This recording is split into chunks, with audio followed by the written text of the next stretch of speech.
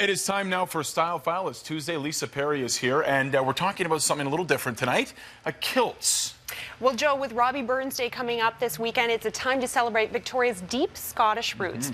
But you don't have to be a Scot to wear a kilt. In fact, one local man has turned the tartans on the traditional garment.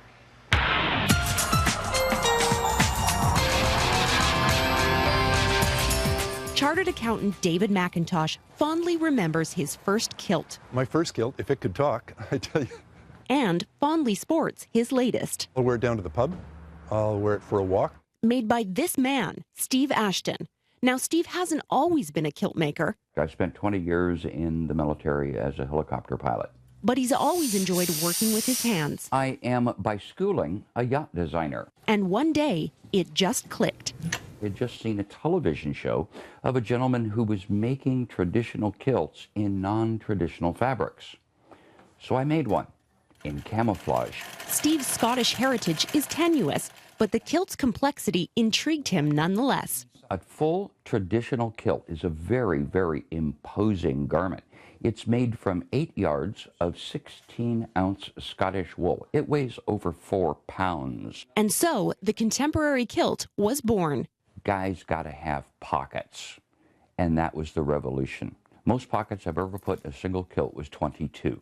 It features a lower rise and is made of washable fabrics. I always ask my customers, what do you want to do in your kilt? If they want a kilt to go into the garden, I may make them a kilt out of canvas with cargo pockets where they can put their gardening tools. He also caters to convention with more than 19,000 tartans to choose from. There are new tartans being designed almost every day. Like this one he designed himself, the Victoria City of Gardens tartan. I took the 6 colors used on First Nations poles.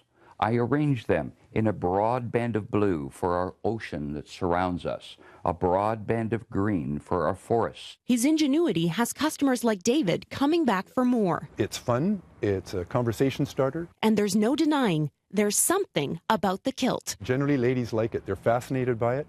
It's different. I don't know what it is. Steve Ashton knows what it is. A kilt is probably the most masculine garment that a man can wear. I put this on, I'm telling the entire world, I don't have a problem. In fact, he's coined his own catchphrase. Swish plus swagger equals swoon.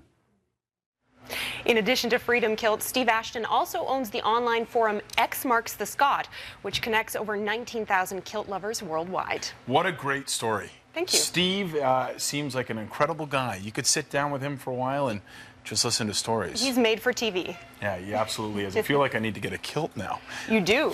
Yeah. I'm a fan.